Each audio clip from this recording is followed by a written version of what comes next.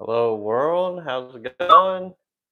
Do not know if we are live or what because YouTube has changed its way of setting up. It's live here and it kind of does like this preview thing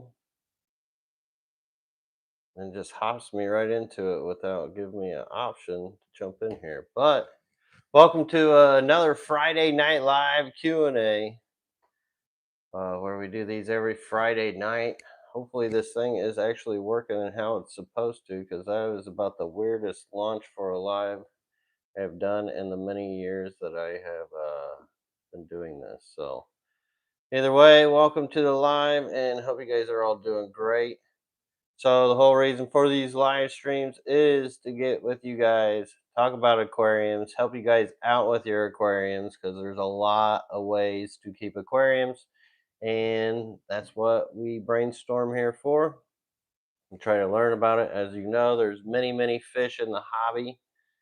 Hence why there's a lot of different ways to do it because, not all fish are the same, although they have very many similarities depending on the size and the size of your aquarium and the way that you keep them. So, those who've been following me for a long time, sorry I did not make it to the last Friday night live stream. Joey, King of DIY, was actually down here.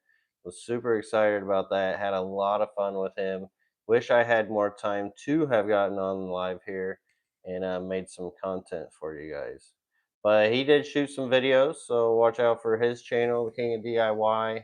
He did some tour of the Florida Aquarium down in Tampa, and he also went to the Garden of Eaters, and so he's got quite a bit of content coming out and excited for that. He gave a talk at our club, which I got to pick. Really nice of him to let me choose the topic because I could have chose about anything I wanted. And I ended up choosing to talk about big tanks because he was the first person on YouTube actually showing you how to build big tanks, plywood tanks, and acrylic tanks, and stuff like that. And that's something that I've never actually done. So to have him come down to our aquarium club and talk about it was a nice treat for me, and I can't wait to see the dude again. He's an awesome sport, and much respect to him. So, you guys haven't checked out King of DIY, definitely go check him out. He's got some his setups right now, super insane. He's got these red arowana, but he's got like geophagus. He's got Congo tetras and all these other like angelfish and different fish living in this huge, massive 2,000-gallon pond, and it's absolutely awesome. And then he's got like a 16-foot piranha tank, which is absolutely sick. But that's not why we're here. We're here for your guys' questions, and hopefully you guys got questions because even if I don't have the answer, we got an awesome community here that can help us because you could be in this hobby 100 years and still always be learning something new because it's always changing. Things are always changing. Nature is very multifaceted. But glad to see you guys in here. Hello, hello, hello. And to anybody who has ordered off my website, shipping has been kind of slow with the polar vortex that happened last week. Then also the holidays, it has really put me in a kind of weird position I don't like to be in because I love to just get your guys' orders out to you. I hate having to sit on them and make you guys wait. But when it comes down to it, I'm not going to ship my fish out if they're going to go out and freeze. And it, I just can't do it. I'm not going to do that to the fish. I'm only going to ship when it feels safe. Next week should feel pretty good. Connor, there, thank you for your order. I appreciate you saying that and that your rainbows made it. Glad to hear it. And so we did end up shipping some this week that was down south. So I always look at the NOAA weather map, the National Atmospheric Oceanic Organization, something like that. And I checked their weather. So if the weather was good enough, I did ship to you. But there was very few states like Georgia and Florida. There may have been some Texas orders or two I was able to get out.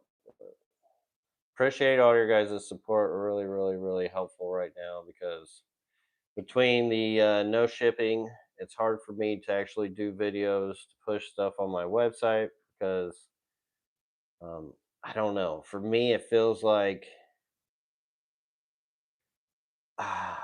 it's hard to pick up customers when I have to make them wait. I don't want to pick up customers and have them buying stuff off me when I have to make them wait. But at the same time, I got to pay my bills and feed my family. So it's been kind of really weird these last 2 months. But we're going to get back on the ball here soon and really be pushing out some content for you guys. And I will keep rambling at least for a little while if there is no questions. And then if there is none, then I don't know what I'm going to do. I ain't going to dance for you. I'll tell you that much. But what else has there been? So um the family actually ended up getting a little bit sick from the aquarium club. I don't know. There's so many people and stuff. So we've kind of been under the weather this whole week and just kind of bouncing back, which is nice. Finally feel better. Or I would have been on the ball sooner with more videos for you guys, but it's hard for me to narrate if I'm not feeling that well. Someone who says, "Can I grow?" Oh, another big thing. Before I start, the Aquatic Expo in North Carolina, Charlotte, North Carolina. I believe it's still in Charlotte, but the Aquatic Expo. I know you can find them on Google, and I'm going to be vending there, and we will have a booth, so that's pretty exciting. I'll make that trip. Someone who says, "Can I grow pearlweed carpet for a Uogumi tank on a Wallstead tank?" Yeah, you can definitely. So you do the Uogumi with the rocks, and then you do the pearlweed carpet. The thing with the pearlweed is you want to keep cutting it, which keep mowing it, and that's what will keep it short. As long as you keep mowing it, it'll stay low and down to the ground. That's the thing I love about pearlweed is not only can you grow it as a carpet, say you wanted like a cool little like bush, like say you had like the carpet area and then you had the little like you can make part of it bushy and you can actually trim it like hedges. It's kind of wild.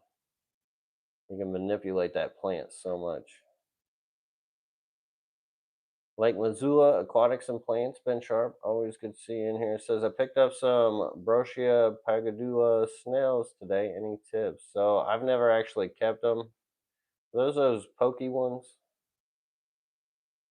Not really sure exactly which snails those are. I couldn't tell you much about them.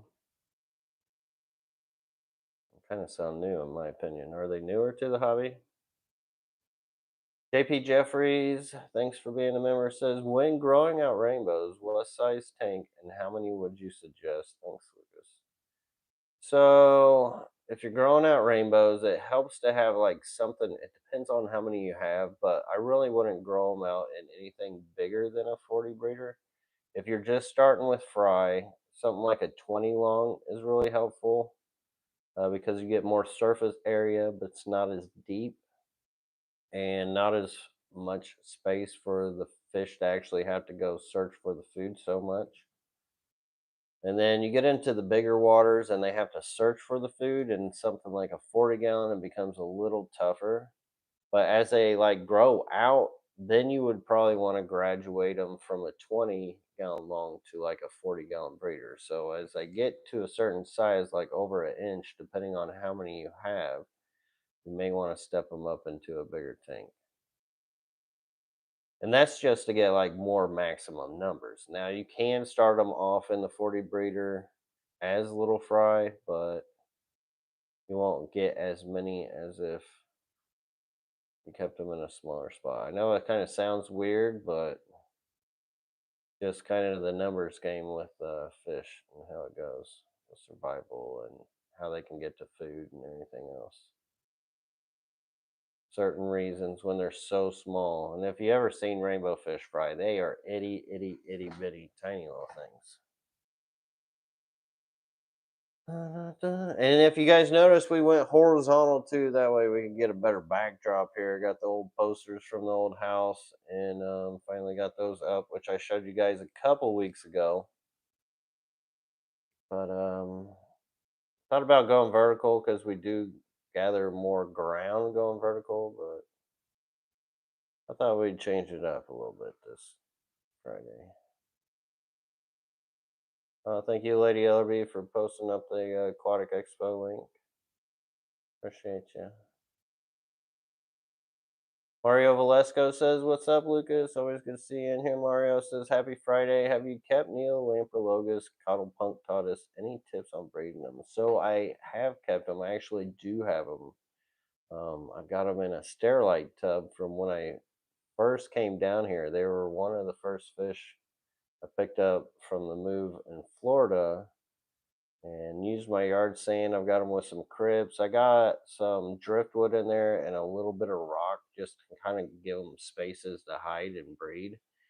They don't breed as prolifically for me as like Shelley's or other Neolamprologus would, but that could be a lot due to their environment and how it's set up and whatnot. But they're one of those fish you got to give them time to kind of settle in. They will take a while to like start breeding for you.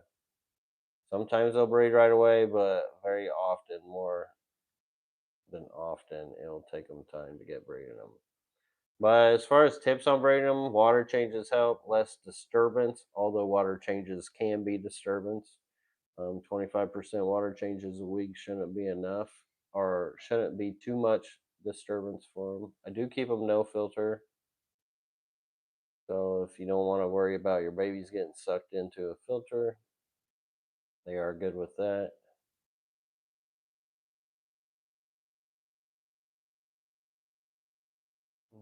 Go with the flow aquatics. Good to see you in here, says Lucas. So are you gonna join us when Skipper comes down? So I wanted to go down there. And then the aquatic expo, it's the same weekend. So kind of had to do that one. But I did want to go down there for that barbecue. That would have been a whole lot of fun. And unfortunately can't make it. But I hope you guys have a good time. And think of me when you do. Well, thank you, Jeff Rose. I appreciate that. I hope you're doing good, bud. All right, I'm in the bottom of the chat. That's where I'm at. So, got those questions, throw them out there. I'm an open book. Like, you could really ask me about anything. I'm very forgiving, too. John Kivlin says, "Just joined up. Any chance you're coming to the Keystone Clash? Sorry if it was already asked." So I was talking to Danikin Aquatics about it a little bit. It's kind of a hard drive for me because it's, I don't know, like 17 or 19 hours away from me, which a lot of the aqua shell is now. I don't know if you guys saw the update, but it was in LA, Dallas, and New Jersey. So those are going to be hard drives for me too. Oi. So I don't know. I don't know how the shows are really going to go. It could be like the Aquatic Expo may end up being my only show. Dallas, maybe. I think that's still what, like a 14-hour drive or 11-hour drive. Because it's a lot to actually set up the booth, get all that going, and get the hotel and drive it and pack it, and it's a process. So I don't know. We'll see how things go. Whether I make it to like the Clash or the Aqua shows this year. But if you're nearby, I would definitely recommend going. Or say you want that one trip and you've never been, I would definitely recommend it. Don't hassle the Hoff. Always good to see you in here. Don't hassle the Hoff. Always appreciated that name. Says Lucas says, "How concerned would you be with planaria in a shrimp only tank?" I wouldn't be that concerned with it. Some people say they've seen them eat shrimp. I personally haven't. Um, like shrimp can eat the planaria as well, and it's a big reason why the planaria actually multiplies a lot in a shrimp tank is because shrimp will cut them up and they can actually divide by being cut up and multiply that way, which is just really crazy in itself. And they're kind of a food source. But as long as it's just, I guess, not too rambunctious. And if you're really worried about it, they make a no planaria thing, which has fenbendazole in it, which is a dog dewormer that is safe uh, for your shrimp and will get rid of the planaria for you. Just be careful with any snails that you have. If you have like special snails, like mystery snails, it can mess with the no planaria can mess with them. But I don't want to worry about it too much. It's pretty natural. Like Missoula asks, any outdoor fish updates? So everything outside is just kind of pretty much chilling with the colder weather. I'm feeding like maybe twice a week, if that, just because I know everybody's metabolism slowed down and I don't want food rotting in there. There's enough natural stuff for them to eat. Haven't seen much for like any breeding or anything with like the rice fish. I think it's just still too cold for them. I don't know. Like I feel like they bred in the winter for me in Indiana, but I could just be reminiscent about the spring because sometimes it's hard to tell with the difference up there and down here as far as temps. But I haven't had any like breeding going on. Everything is just kind of chilling, waiting to warm up.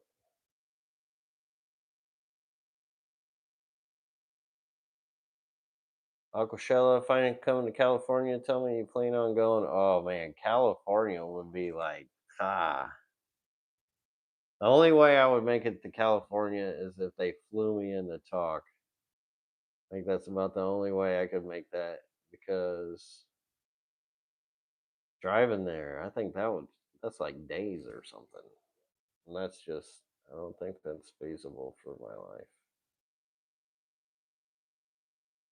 Could be if I really wanted to make it, but oh god, it would be hard. I would probably sink more into that trip than I would ever get back. So economically in this economy will be rough. Go with the flow. Aquatic says, Lucas, are you going to go to Aquapalooza in Coral Springs in April? I have the info if you want a table.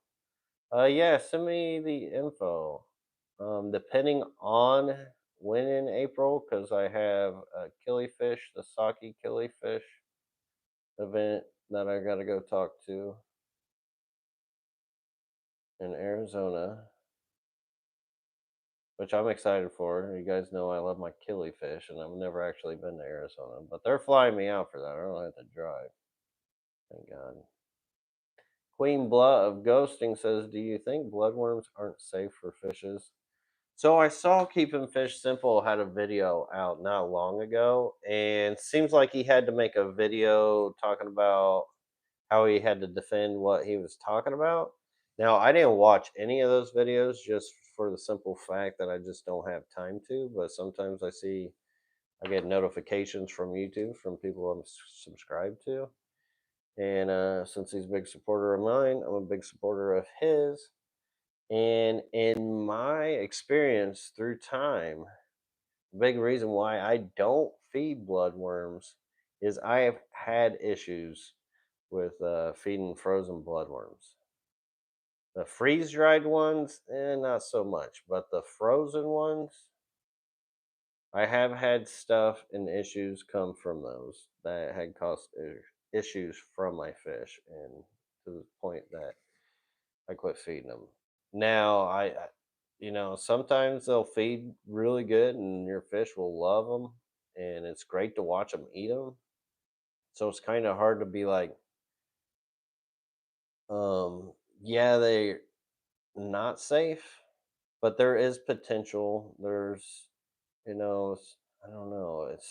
hard to say what the odds and probability of it not being safe compared to being safe. But I have had issues before in the past on multiple occasions with them. Dino Sauce says, "Woo, glad I can make it. The stream, how long you going for?" I don't know. Depends. We usually go about an hour. John Kilvin says, "Just pulled Chilnothernia pagi out of the quarantine that I got from you and put them in a tank. It's all black with plants. They already are looking amazing. That purple is unreal." Well, glad to hear they made it out of quarantine and into your tank. And yeah, sounds like you're presenting them well. Anytime you're keeping rainbow fish, always best to have like black substrate and a black tank background. Hey, that's not a rubbing post. Do you realize there's lots of people on there? Can't just go pushing them around. She's trying to get rubs and loves from you guys. All right. But yeah, I love those Pagani villages. Brent J 2254 says, "Lucas, is wood a necessity for plecos? One of my bristlenose seems bloated or just fat. I don't know. Maybe pregnant. Maybe pregnant. No, I wouldn't say it's a necessity, but it's definitely helpful because it creates a natural food source for them. And really good part of their natural diet. So their gut biome and bacteria that's within them naturally, just it's a good thing for them. If not, if you don't want to do driftwood, leaf litter is always good, like a top of leaves, oak leaves, just whatever kind of leaves you have around you that maybe aren't sprayed with anything. Da-da-da. Dinosaur says, "I drove scenery route 3 days from Midwest." Yeah, that's a haul. I've never done it. I haven't. Well, I can't say I haven't been west of the Mississippi in a car. Let me put it that way. Flown to the West Coast, but never drove.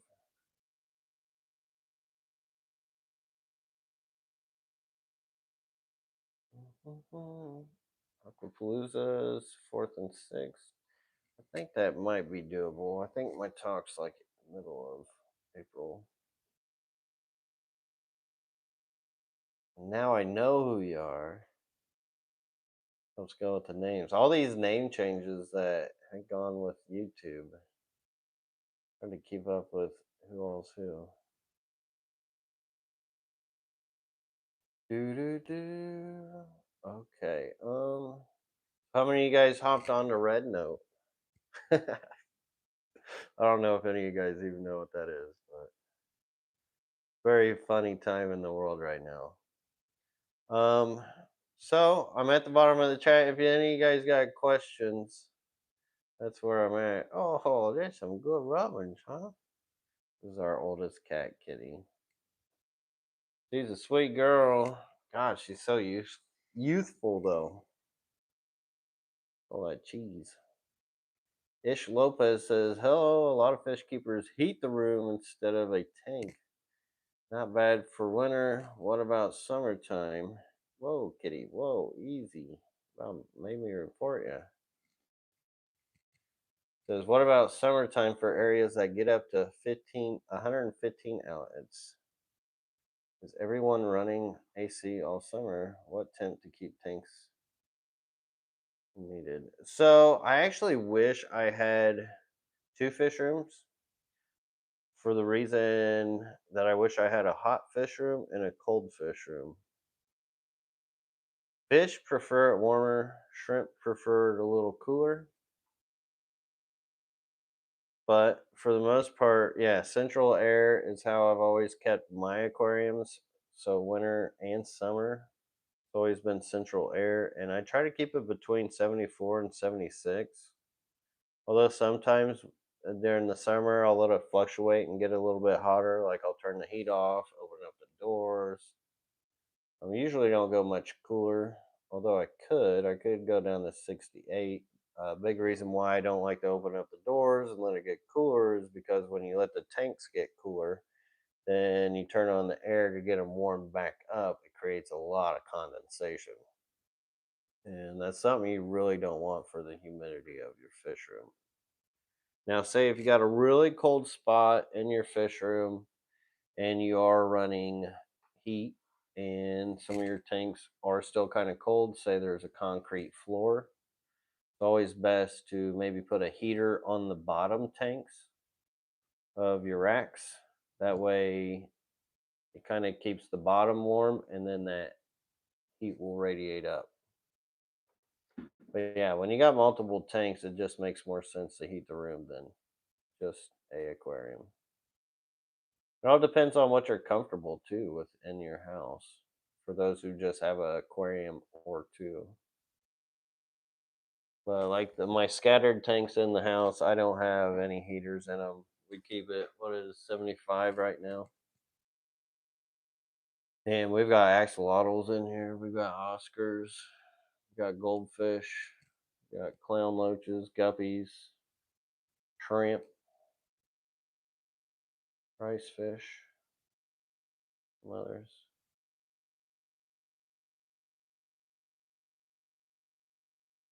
But some people like it like real cold at like 68. Blood City Fish Keeper says my room is 84 degrees right now. That is very tropical. Very, very tropical. 68 in the morning temp for me on a slab floor is SD general throughout winter, which that's good. 68's not too bad. It's a little chilled towards just the winter time.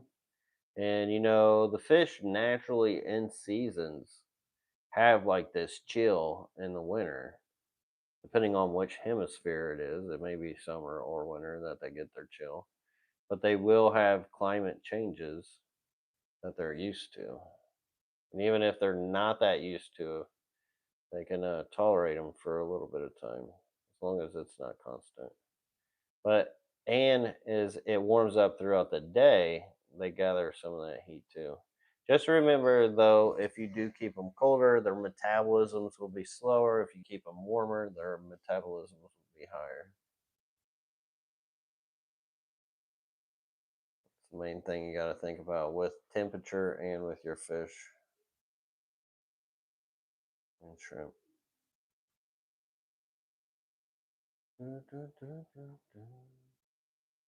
Man, I remember the days on here where I used to could not even be able to keep up with chat. And it's crazy that I actually hit the bottom of chat as much as I do. Even though I feel like there's going to be an influx of people coming to YouTube soon with the whole TikTok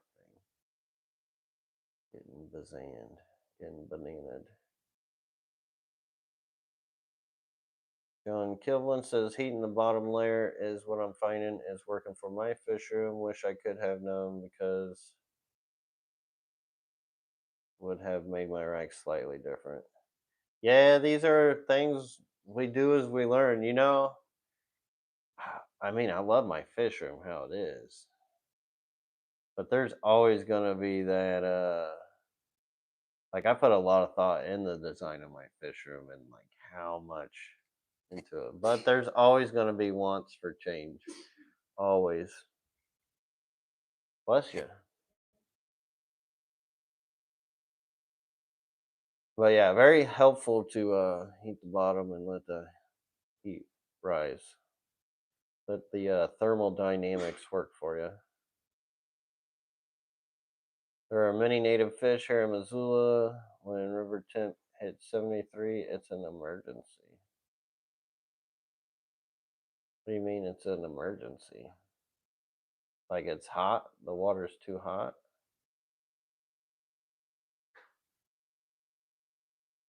Dinosaur says, would it be better to research their environment and encourage that seasonal change or kind of just keep it steady yearly?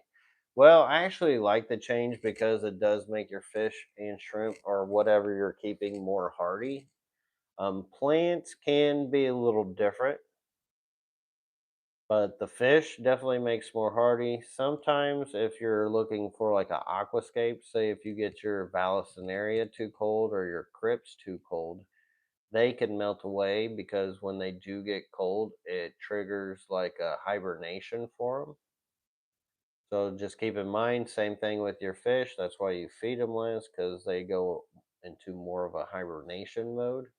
Kind of how I've been with this Florida weather down here, with it being cold. Yeah, I know you guys up north have no empathy for me because, well, I'm in Florida, but I did try to escape all that stuff, and now it just seems like it's been down here for the last week or two. But I'm over it, and been trying to hibernate myself. But it's just very natural for species to do that. Same with plants, something to think about. I supposedly have heard some of the like Goodyear live bears. They actually need, or it helps with breeding if they do get kind of a colder seasonal change. Same thing with cory cats. When they get that cold water change, it triggers them to breed. So there's many fish that do cycle within that sort of nature, but you can still do the same even if you are keeping it, excuse me, steady year round.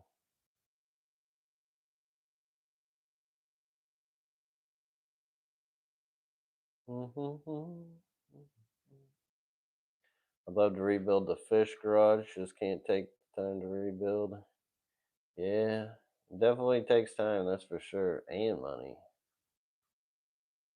I couldn't imagine trying to rebuild my fisher. I'm still trying to get it where I wanted it. And I feel like I'm in the third year. I felt like I was making like really good progress, but now I'm just kind of like, God, I just need some decent water. That's my biggest problem right now. So my well water sucks. I'm doing what I can with it. And can't wait to have better well water. It's just it sucks when you're doing water changes and you can just literally smell the iron, and the iron sticks to the glass so bad it becomes more work than helpful. Although it is good to do water changes for your fish. Ish Lopez says, "What do you think is too hot room temperature for my tank of guppies?" I would say really in the like upper 80s, 90s is kind of like more of a uncomfortable for guppies. But as long as you're in like mid low 80s, that's not bad. As far as hot, that's pretty normal for them. And then mid 70s, I usually keep mine in the mid 70s.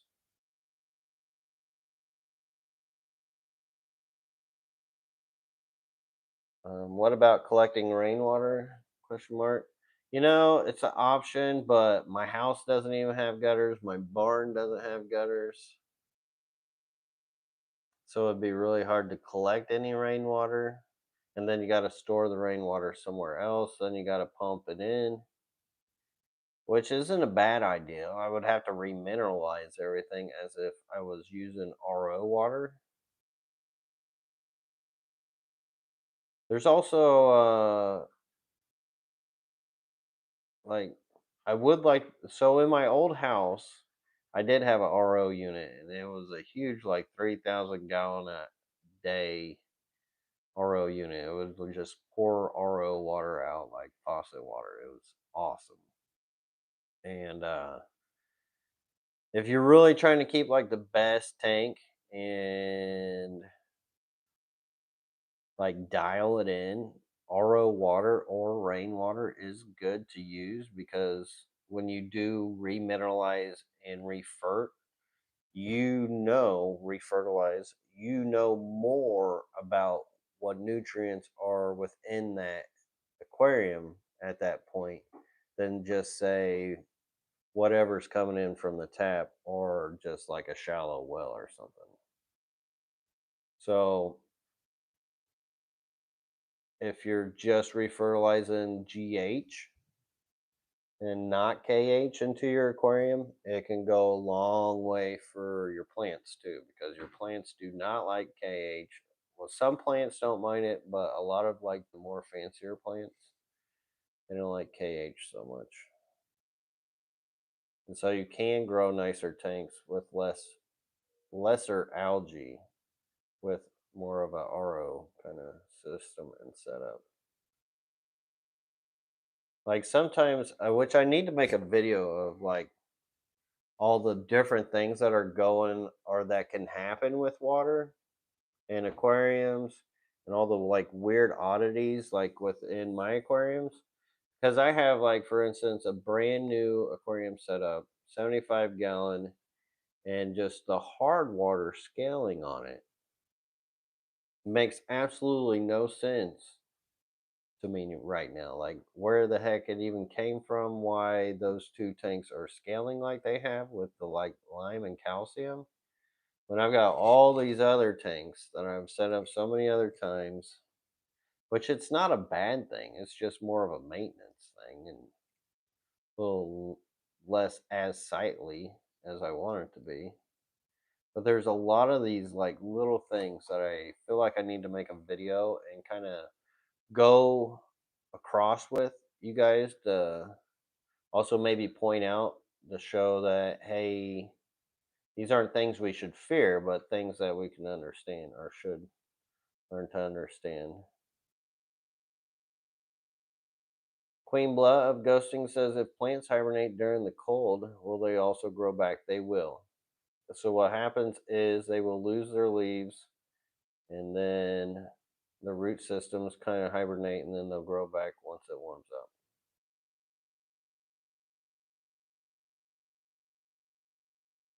I know Saw says, homie got two huge roof, not taking advantage of cheap aluminum governors. I know. Eventually, we need to do it. Definitely on the house. I don't know why here in Florida they didn't, because sand, and it would only make sense. But yeah, unfortunately they did not, and we just have not had money for it. John Kivlin says, what's too hot for news? Oh, for Neos. My top racks are where I keep shrimp, and it's usually no hotter than 78. They seem to be fine, but long term, is this okay? Yeah, long term, that's fine. It's a little warmer. They will breed more in the lower 70s than the higher 70s, and I mean it's not too much of a difference, and they can handle a lot hotter water than that, and they're probably used to it at this point too. So I wouldn't really mess with it too much.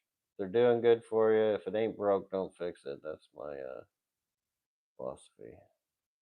Queen, all right, read that one. I know sauce 100%. Make a series for the adverse effects of each and all components. Yeah, for sure. I feel like we need to do that. So many videos I need to be working on for you guys.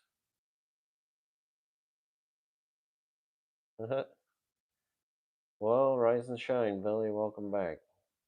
Saya Llewellyn, member for 14 months. Appreciate it, Asaya. Kitty's back. You, what's up, Kitty? All right, I'm at the bottom of the chat. Team Kloss says, do Gardner and Killy eggs need to be at a warmer temp to hatch? They prefer it. They definitely prefer it, the warmer. And I'm talking like mid 70s towards like the lower end, and then mid 80s. So if you're between mid 70s and mid 80s, the better. And warmer, the better. But you could probably hatch them in lower temps. Just your numbers aren't going to be as good. Actually, using RO water is, I don't know if you're like collecting the eggs and hatching them or letting them hatch more natural. But, RO water will help if you're actually collecting the eggs and trying to get them to pop up.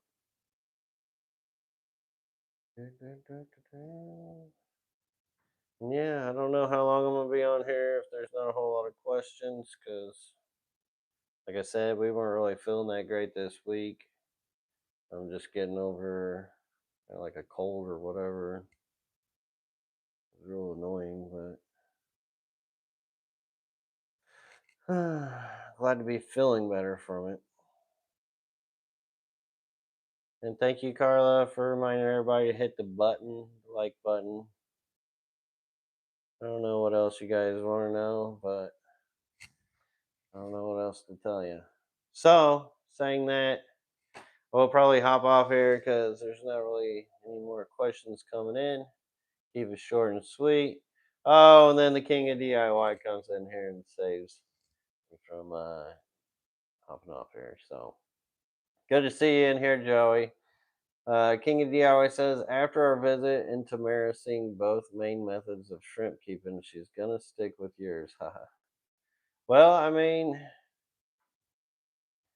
so with shrimp keeping in my method and then like the filter method, like air stones, you could actually keep more shrimp in a tank with a air stone than without. It's really a preference thing. Like, do you like to hear all the noise, all the bubbles and whatnot? But it was really, I really wish we could have had more time in the fish room because there was so much I didn't even get to show you and talk about with what was going on with my fish room and why certain things were how they were, which I think a lot of people would have been interested in. Of course, there's not enough time in the day, so hopefully here maybe some other day, but it was really cool to have him in my fish room because he keeps fish a lot more different than I do. More filter focused and bigger tank, bigger fish kind of stuff, which I talked about earlier in this live stream towards the beginning. But it was really awesome and a pleasure having you guys down to visit. Like I went on a whole spill at the beginning, Joey. So if you want to hear that part, then you gotta rewind it. DM Claw says, "Can those Gardner Achille eggs be in with Neos? The Neos potentially could actually eat them. Sometimes they will, sometimes they won't. It all depends on if they actually get a taste for them." King of DIY says, "In other news, I'm going to plant the 700-gallon Asian arowana tank, fully planted with that one fish, only dwarf sage. What do you think? I'm gathering supplies this month and next." I feel like if you do that, you could probably run it no filter.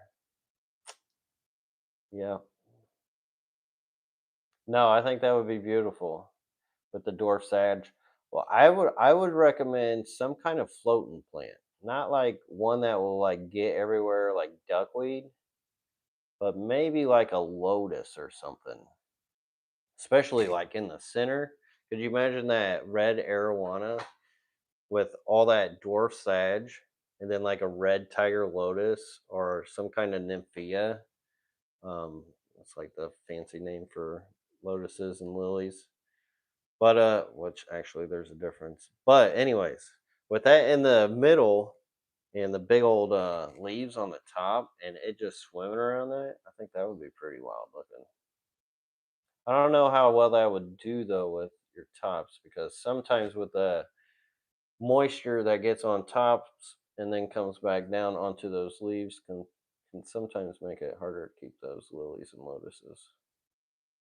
Because definitely going to want a top for that red arowana. But I think that'll be sweet. Dude, I'm absolutely loving your setups. Maybe one day I could come up and visit and film them. That would be even cooler. Billy Villasist says, "Where could I find those fish posters?" So, most of these were made in like some other country. Gary Lang has these. So, if you can somehow get a hold of Gary Lang, which is like the rainbow fish man who went collecting a lot of these fish, that's where I ended up getting those. You may be able to find them online. Maybe type in rainbow fish posters. But these other ones were like from azoo.com, which I don't know if they're still in business, but it's azoo.com. I got those like years ago, like I don't know, 5, 7 years ago.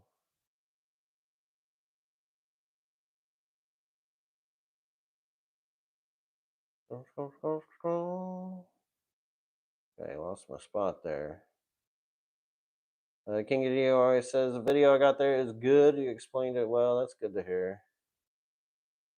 I just feel like there's a lot more. There's a lot to talk about in that fish room. A lot. And yeah, I guess I'll just. Anyways, Dino Sauce says any recommendations to collect and hatch brackish type eggs for different species? Trying to get experimenting on some vampire shrimps. So there is some information on breeding a mono shrimp, which is probably the best route for that. And that's a whole spill in itself, to where they actually believe they get pregnant in the fresh water and then they evolve them into a brackish, and then the eggs will hatch out and they got to be fed rotifers and like green water and stuff, and then they go through like multiple stages of growing out. But you could do it. If vampire shrimp require brackish water to actually breed out like a monos, I would definitely look into that. How to breed a monos. I know the information's on YouTube. I don't personally have a video for it.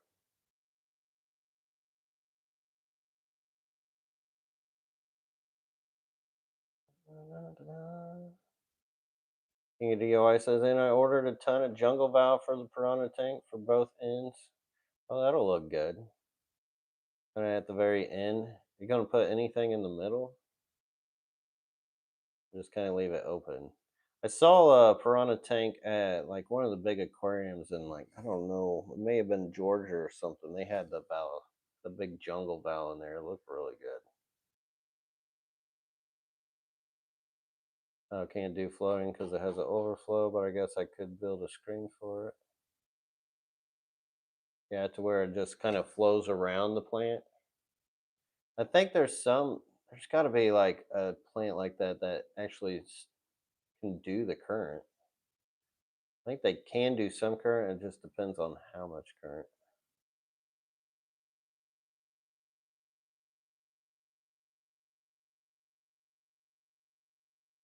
I know Saw says, do you ever think about all the water we use and recycle throughout the hobby? RO water is like gold. Never drop any of that pure stuff. LOL. Water changes, especially. I wonder how many out of habit, which is kind of crazy for us to think about. And I mean, I've had those water bills. I've had those sewage bills where, it can get feeling like that, where it does feel like it's gold. Which is kind of unfortunate because there is so much water around this world. And I mean, it exchanges itself naturally just throughout rain and how it works. But with that RO water and that gallon per hour, when I had the 3,000 gallon per hour, I definitely did not mind so much because that stuff flowed like wine. But if I had like 100 gallon a day, yeah, that stuff would be like liquid gold. Well, yeah, I've never really, man, to think back about how much water has actually been exchanged throughout the years would be crazy. Queen Blob Ghosting says, "Are banana plant difficult?"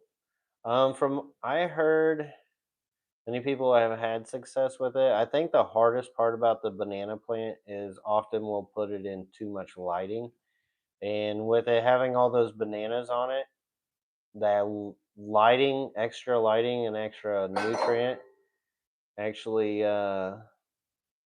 is a big magnet for algae.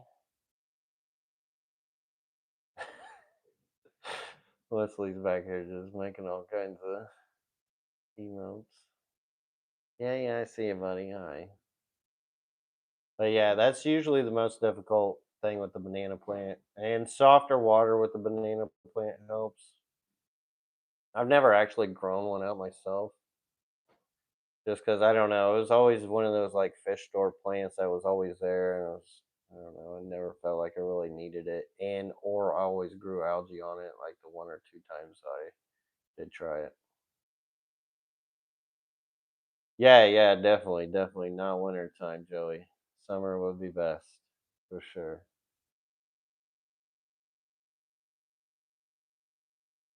I mean, I'm thought I escaped the winter, but we still have it a little bit down here, and God, it just still gets to me. Maybe I'm just a baby, big old baby. Saya Llewellyn says, Lucas, the blue guppy pair from you had babies. Congrats, that's awesome. The new males are blue with black borders and speckles. Have yours thrown those? What do you call them if so?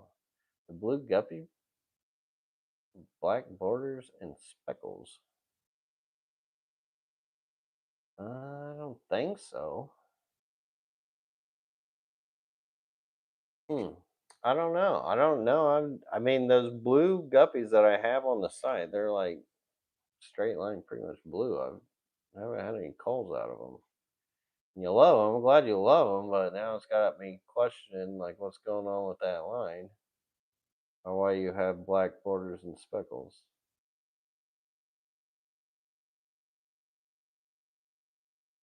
Henry, good to see you in here, my guy. Lake Missoula says his banana plant thrives in his green water tank. That's good to know. I could see that though, because you're not getting all that excess light. You're just getting that low light. Like there's some plants that love like absolute low light. Subwassertang, mosses, bolbituses, anubiuses, bucephalandras, banana plants. Those kind of plants like hardly any light. More light, the harder it is to grow them. Which I know seems kind of weird, but you got to think out in nature, a lot of places where plants and stuff grow underneath the water, there's a lot of trees up above them. So they're not always getting direct light all day long, all year round. So they do get a lot of like cloudy days and they do get a lot of shade. Something to think about with your plants because we often overlight. And it's all finding that balance between over and under lighting, which is all part of the experience and the exploration of keeping aquariums. It's what makes it interesting. If it was so cut and dry, how interesting would this hobby be? It would not be that interesting. It would be really hard to make a YouTube video, and especially a bunch of YouTube channels making YouTube videos on aquarium keeping. But it goes to show you how deep down and diverse this hobby really is, just from all the variables and different things we have to talk about just to figure it out or even remind ourselves about it. Let's face it, a lot of things have been figured out, but everybody's in different parts of their lives and their journeys that, we all got different figuring outs at different times. But that's why we're here, and that's why we do these live streams every Friday night. Dennis Ingle says, "Will you ever try to get another visit with Jerry Joe's? Please, please, please." Shoot, if there was anybody that could do it, it would probably be me. Or actually,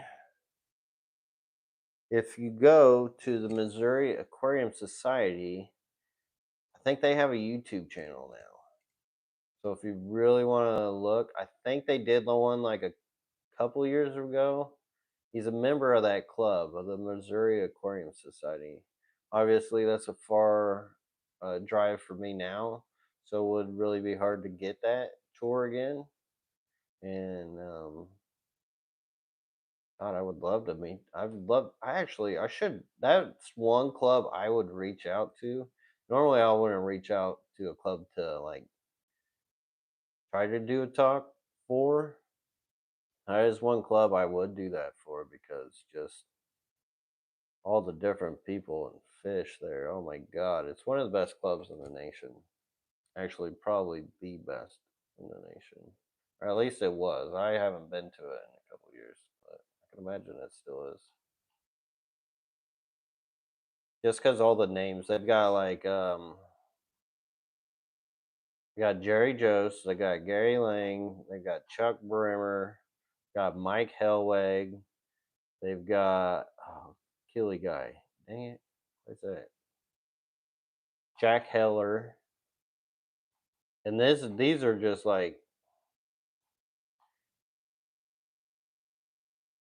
big specialists in certain fields for what they do. Like Jerry Jost, he's Cory Cats. Jack Heller, he's killifish. Gary Lang, he's rainbow fish.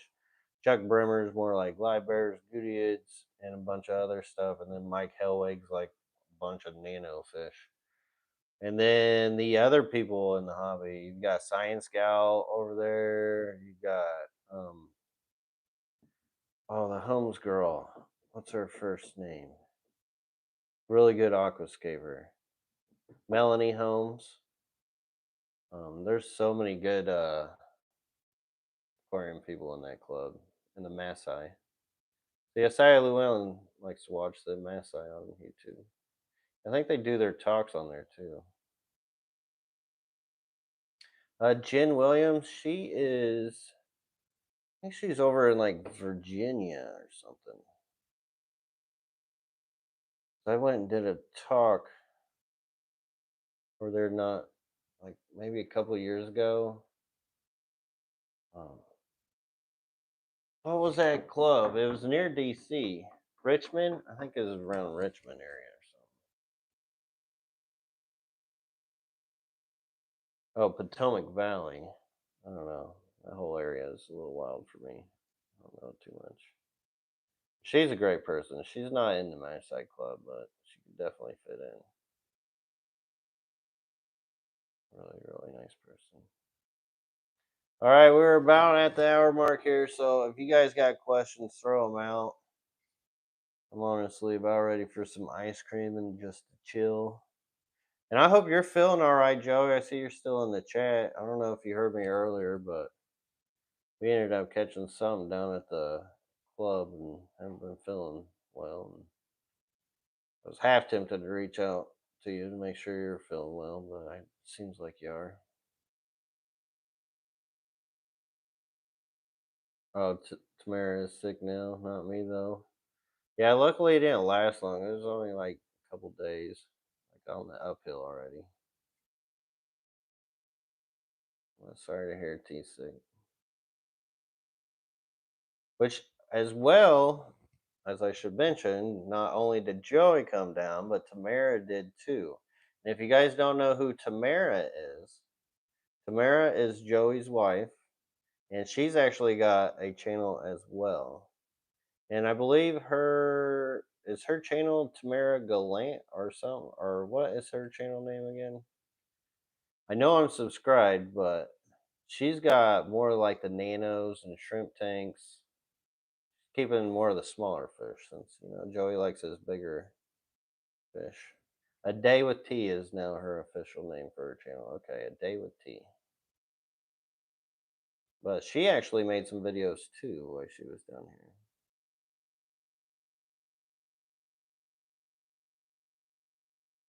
All that stuff will be coming out, so check them out if you guys want to see here in the future what all went down and how that all went. Where's my water? God, I went this whole hour without water. What a maniac. Because all I need is this aquarium, and that other aquarium, and those other aquariums over there. More aquariums. I feel like that shirt's very fitting for me. Because let's face it, you could never have enough aquariums. But all right. I appreciate all you guys for your support, being here, helping the channel grow, ordering off of lwaquatics.com because that's how I feed my family. This is what I love to do. Love hanging out with you guys. And I can't wait to see you guys on the next one. But for now, I'm gonna hop off here, and I'll see you next time. Peace. Dun dun dun dun dun dun dun dun dun dun.